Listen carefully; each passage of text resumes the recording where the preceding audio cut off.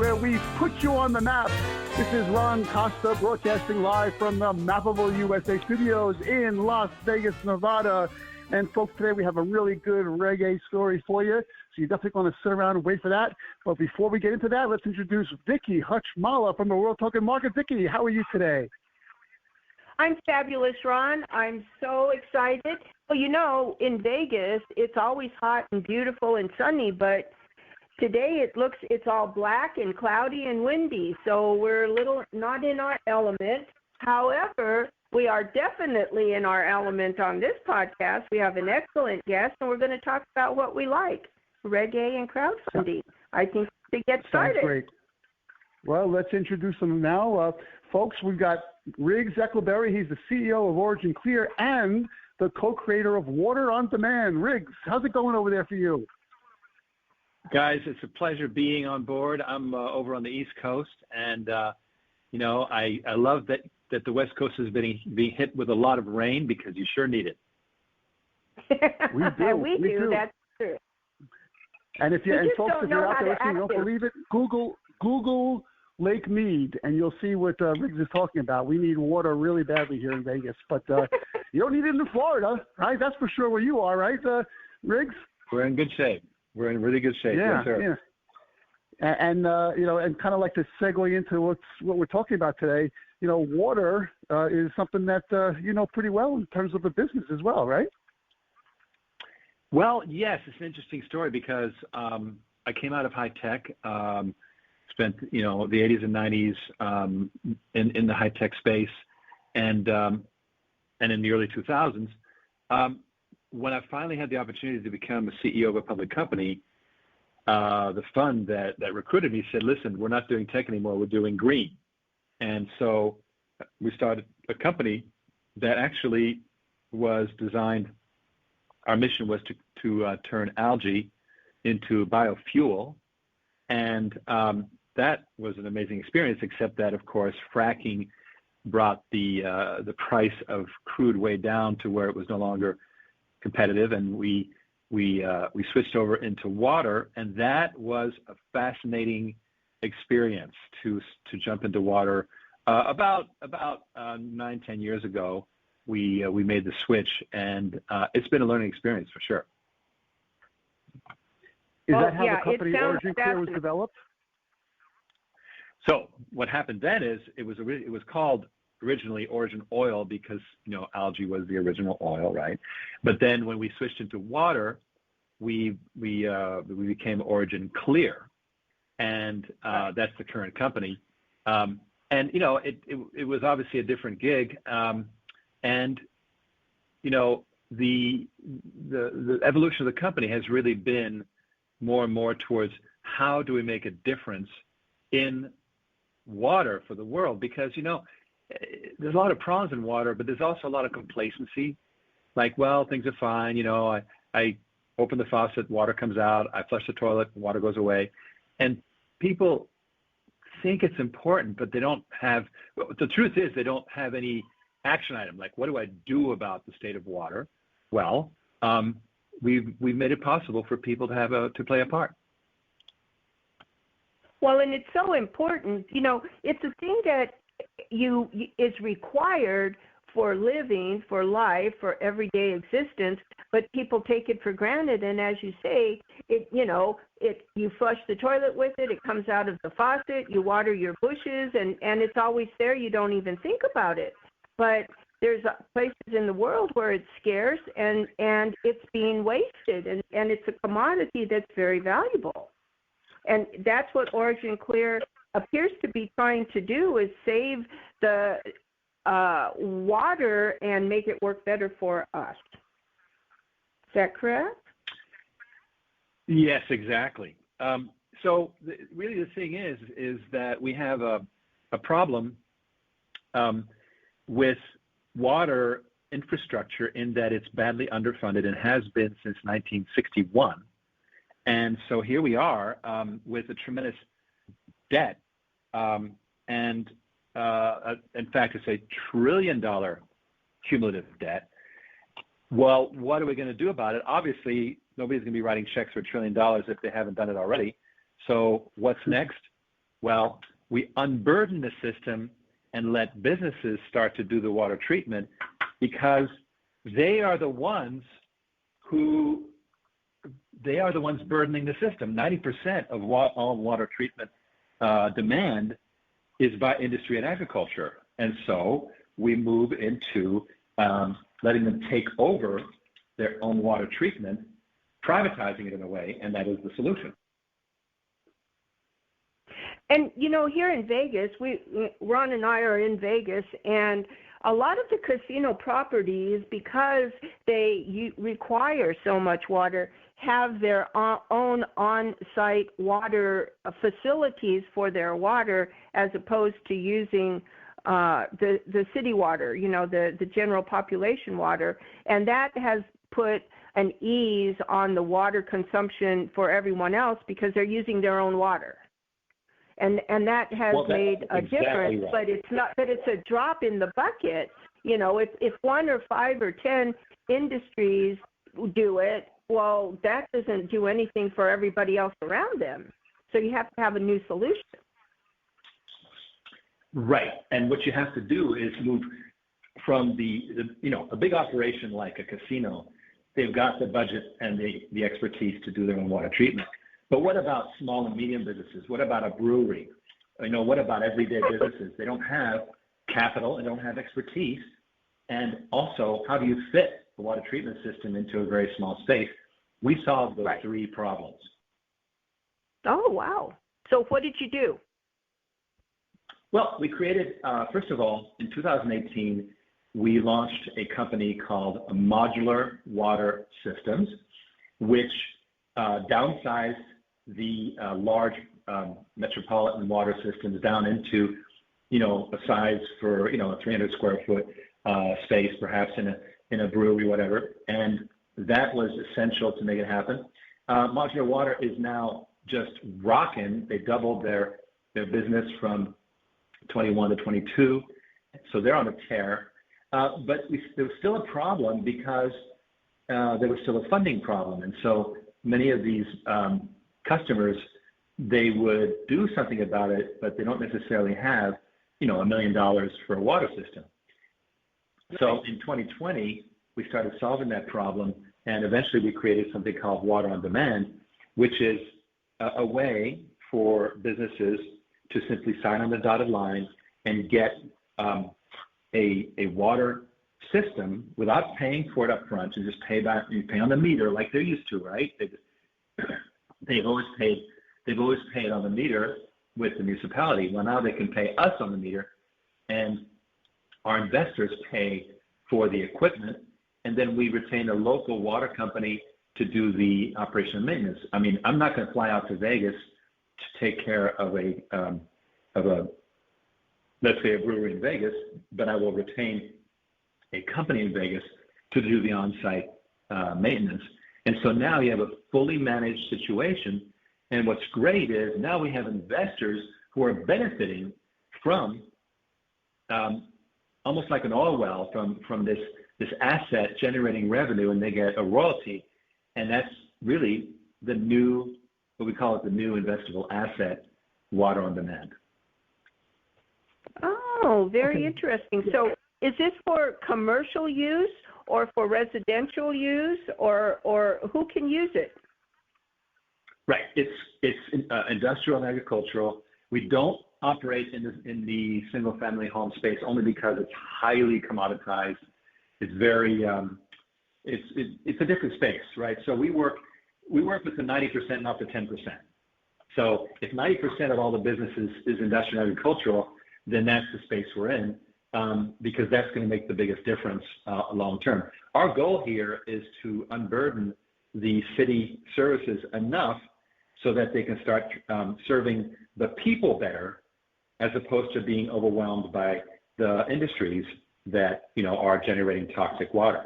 And so we take that problem off. And so yes, it is commercial.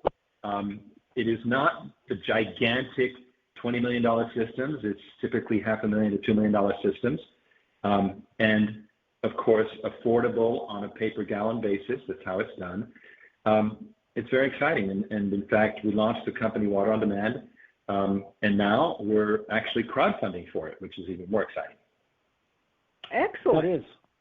Yeah, I love this. So let's take an example that you just mentioned before, Rick. So, let's say a brewery now. A brewery wants to get involved in this, and they decide that this, order on demand, this Origin Clear is for them. So what happens in terms of installations? Do they have to do anything? Do you just send the guys over and they install all the product? It's fully outsourced. In other words, the customer simply signs. Obviously there's a bunch of consulting going on to determine, the size of the system, what kind of water it will handle, what sort of technology is used. All that's taken care of, and then a contract is generated, and from that point on, we take care of everything. We build the system. Modular Water Systems builds the modular machine, which is designed so it can be trucked in on a semi. So no need to create foundations or whatever. Just drop it on a pad and it's ready to go. And then we have the local water company help with the installation and, of course, the ongoing maintenance.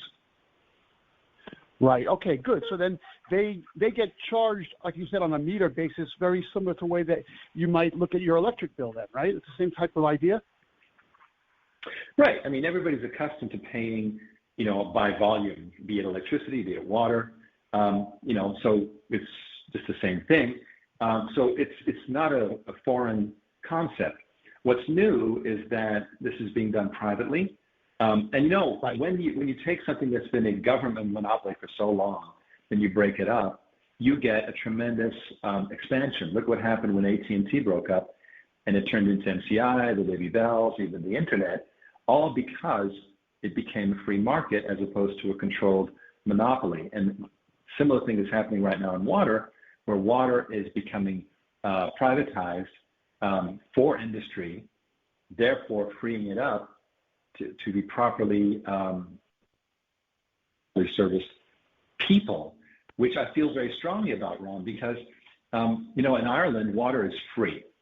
And there's no reason why it shouldn't be free here. We pay our taxes. Why should the water be? Because businesses are hogging the resources. And the fact is the businesses are happy to do their own water treatment because it's less hassle. They can recycle that way they save money, and it's a more predictable contract. So they like it. We make it happen by taking the capital problem away. And now the city wins by having less treatment to do, and now they can focus on people, and we don't get these horrible problems like Flint, Michigan, Jackson, Mississippi, all these places where there's been problems. Those problems start going away because the cities can once again serve the people. Well, anytime you get the government out of the equation, it's a good thing, it seems. So that's another example of that. Okay, so now they do this. Is there any long-term contracts these guys sign, or how does that work? Yes. So it's a 10 or 15-year contract for performance. The water has to be treated to a certain standard, and they pay, and of course, then we pay the residuals to the investors. So we've been successfully raising money for this since late 2021. A bit over a year, we've been raising money and getting capital together. But that's been with accredited investors, right? So accredited investors, as you know, that's the 1%. That's the people who make at least $200,000 or with their spouse $300,000 or excluding their primary residence, they have $1 million in net worth. Those people can invest, but that leaves out a lot of people. And so for a long time, we wanted to do the Regulation A crowdfunding, as I call it, and we've done it once before as Origin Clear, and now we're doing it as Water on Demand. And this is going to bring a continuing flow of money into Water on Demand to fund these water systems and create this amazing resource. Right. Okay. Well, that's part 2 of the podcast. Now let's talk about the crowdfunding aspect of this. So you knew about Regulation A, you said. So how did you find out about that, and what made it attractive to you?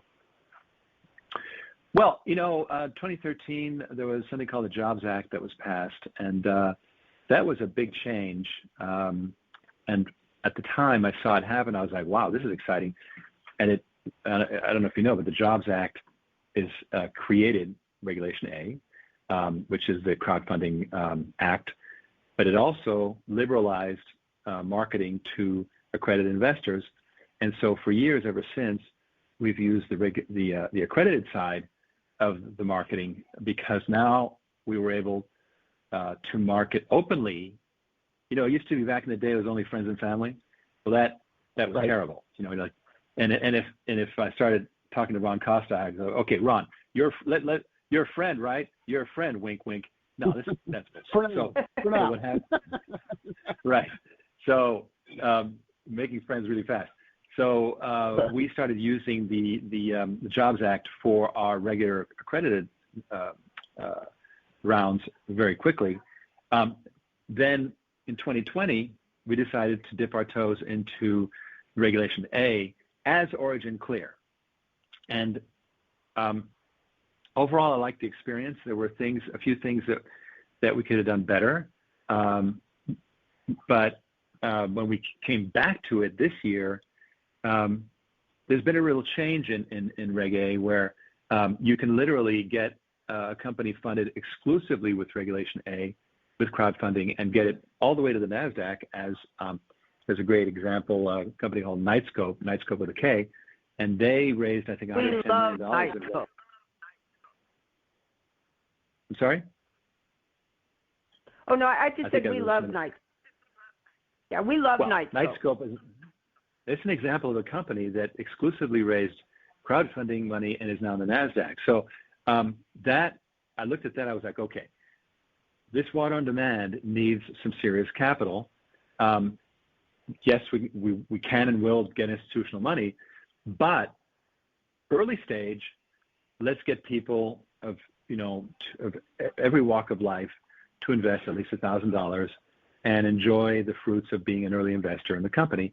And so we decided to go for it. And literally yesterday, we on the 9th of March, we were able to announce that the offering was up and running. Excellent. And these for non-accredited? Are these non-accredited investors or strictly accredited? No. So now, even though we were using the Jobs Act for accredited investors, now we are using the Jobs Act for the unaccredited, called Regulation A. And the only limit there is that it has to be a maximum of 10% of a person's income for the year. So if they make $100,000 a year, they can't invest more than $10,000 a year. That's the rule. So that's the only limitation. But it lets your end user participate. Anybody the average Joe can now participate. And if you're a customer of a company, if you're a beer drinker and you go to the brewery that's using and they can invest in it, and then you, the beer drinker, the brewery that makes the beer, and you that create the water system, everybody works together and it all works out great. Exactly. It's the joy of Reg.A. It is. I personally, I love Reg.A because it's more like a movement. Yes. I've always admired political campaigns that take in money, small amounts of money and lots of people, because it's more robust than taking large amounts of money from a few people. And you're also less beholden to those big investors, right? Exactly. So I like it a lot.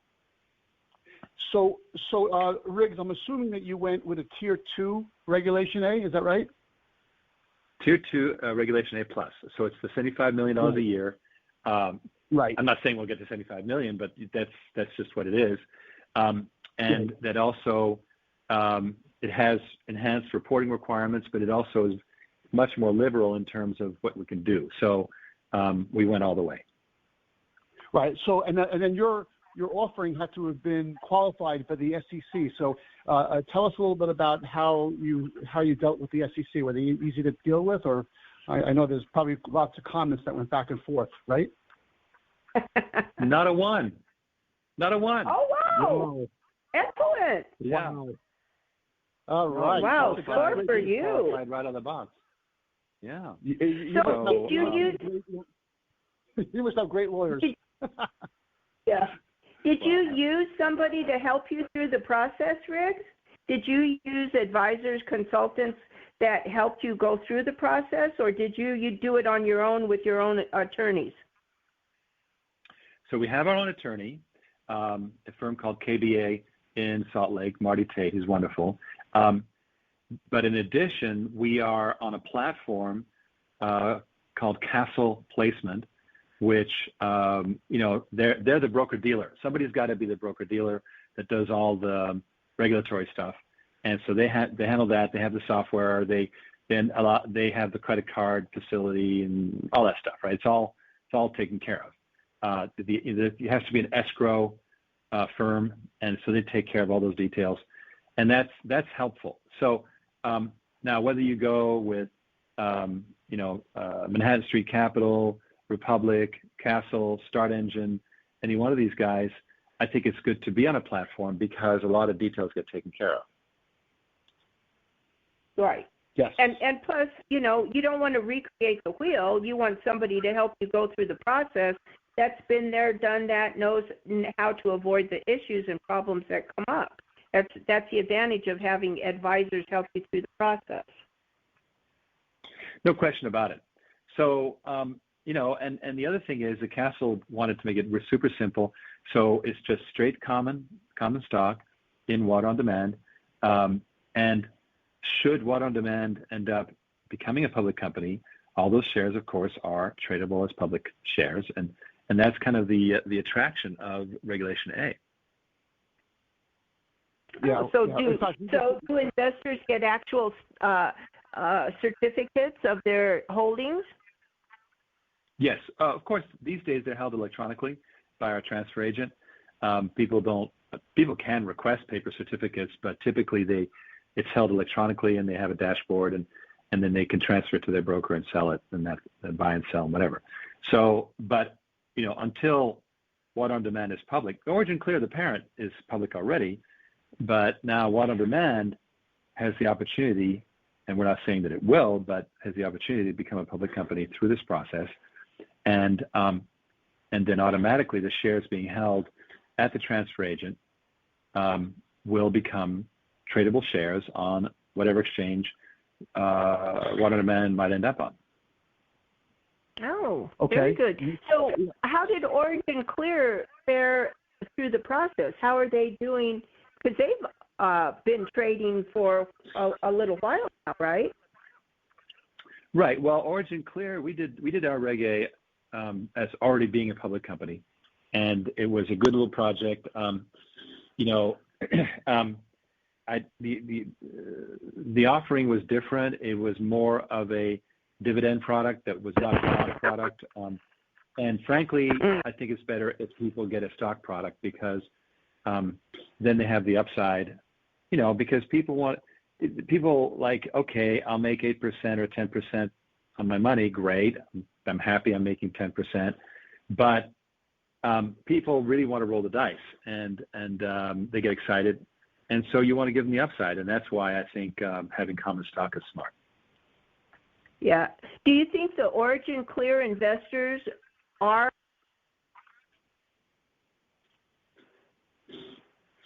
Are what? I'm sorry, you broke up. Yeah, Vicki, you broke up. I'm sorry. Do you think that the Origin Clear investors will also become Water on Demand investors because they're already familiar with your company? Well, Origin Clear is the main shareholder of Water on Demand, so they automatically have Right. If you're an Origin Clear shareholder, you benefit from Water on Demand's outcome no matter what. Now, you can invest in Origin Clear as a stock on the market just by, go to your brokerage firm and enter OCLN, ticker symbol, and you can invest there. Or you can, if you're a credit investor, you can invest in our water like an oil well offering, which you can find right there on originclear.com on the homepage. Or you can those two avenues will get you in direct ownership of Water on Demand. But if you want to directly own shares in Water on Demand, then Regulation A, crowdfunding, is the way to go. So there's options. Yeah, 100%. Well, I'll tell you what. Yeah, I think the timing of this podcast is really excellent because, Rich, we just did a show. Our last show was how to use Reg.A to go public on the OTC, and we kind of did that theoretically. And now here you are, doing it for real. So it's an illustration of the entire process, and it's great that you got to that point. But let's get back to a couple of things before we close this out. One is you mentioned that you can raise up to $75 million. That's every year, if I'm correct, right? Yes. Up to the Reg.A? Every year you could do that. Mm-hmm. Okay. So absolutely. When you're looking at the offering documents on the portal or wherever they reside right now for Origin Clear, let's say, or for Water on Demand, there's a certain valuation that each share is at, and right? And how do you make that valuation? Well, because it's easy when the company's public, but it's harder when it's private. In this case, what we did was we modeled the business, the Water on Demand business, as basically as a fintech, because that's what it is. It's Water on Demand is a money play, and we worked out what the valuation would be, and that gave us the price per share, which for this Regulation A crowdfunding is $5 a share. That is what we were able to price it at.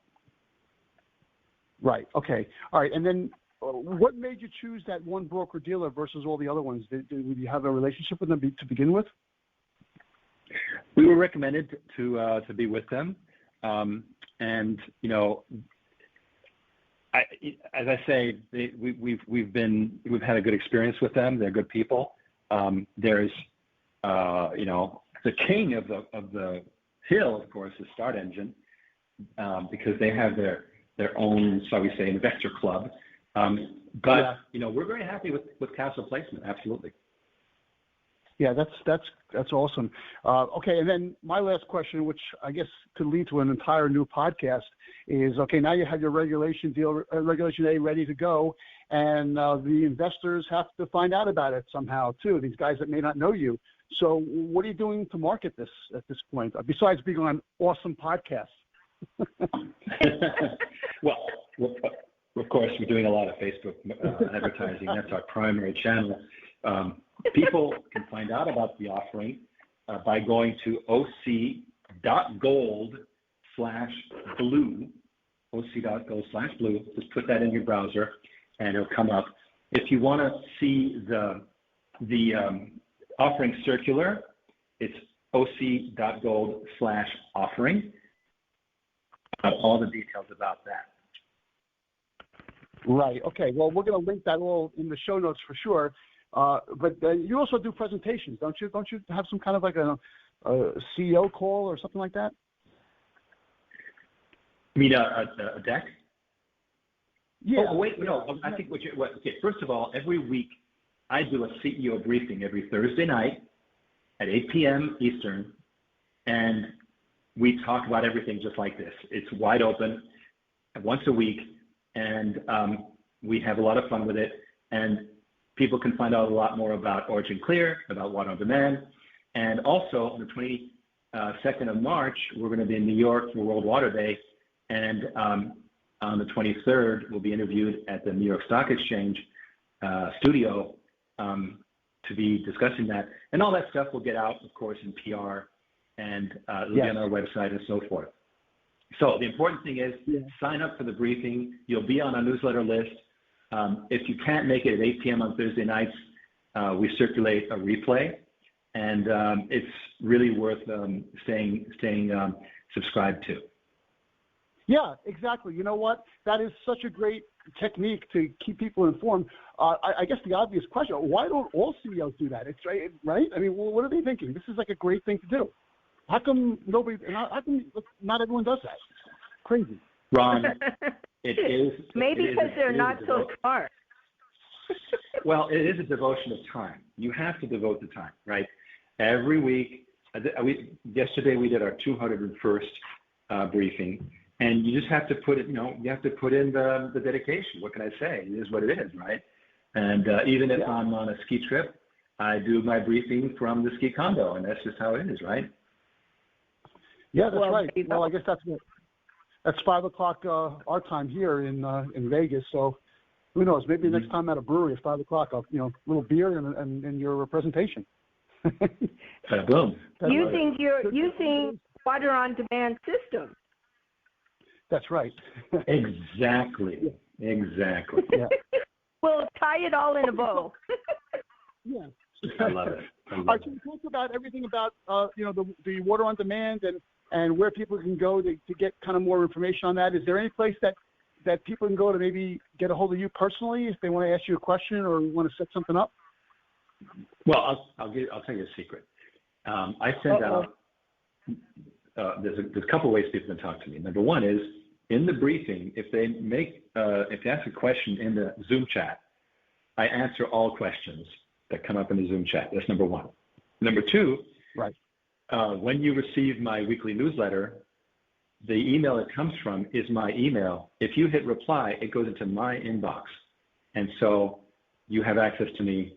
That email goes to 40,000 people, and every one of them has an opportunity to hit reply and say or ask anything they want. And I'm delighted to communicate with our fans.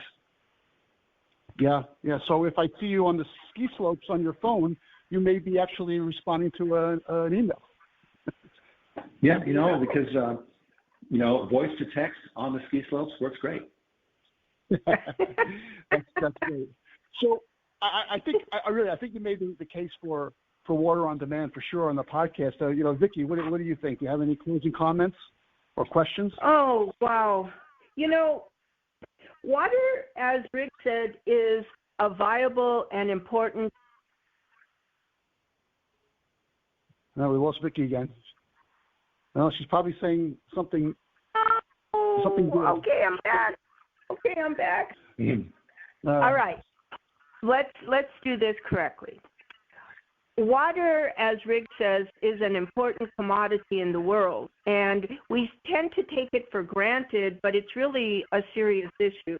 And I would say kudos to you, Riggs, and to Origin Clear for recognizing that this is an issue, but also, more importantly, for finding a solution.